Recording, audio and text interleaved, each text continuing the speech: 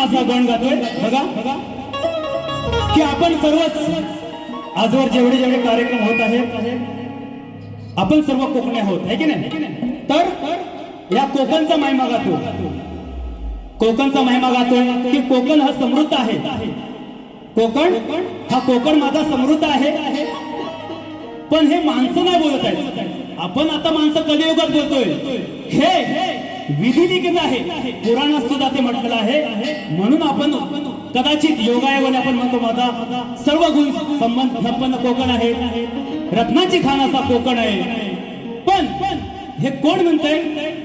कैलासावरती कोण म्हणतंय? गणपती बाप्पाला त्याची आई काय सांगते बघा की बाळा कोकण आई म्हणजे कोण? पार्वती म्हणजे कोण? कोकणात गणपतीच्या आगमनाबरोबर कधी 1.5 दिवसांनी, कधी 2 दिवसांनी, 3 दिवसांनी जी कोण येते घरी आपल्या पाहुणी ती गौराई म्हणजे पार्वती माता काय सांगते बघा. गण जरी मी तुरेवाला असलो पण त्या मातेने माझ्या कोकणाला समृद्ध कोकण असं म्हटलंय. हे माझ्या विषयातून जातोय बघा, लक्षात असू द्या.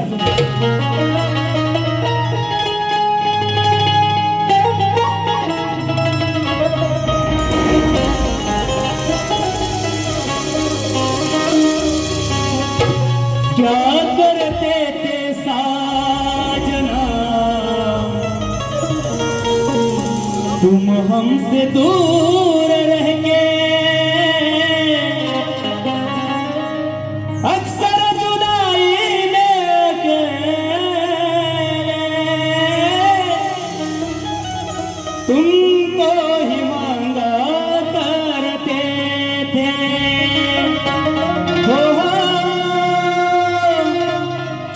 छुप रोया करते थे. कोकण सार माझ्या कोकण सार तुझं कुठे स्वागत होणार नाही. कोकण सार तुझं कुठे स्वागत होणार नाही. मगासी माहेराची नवलाई बापाला बोले त्याची आई.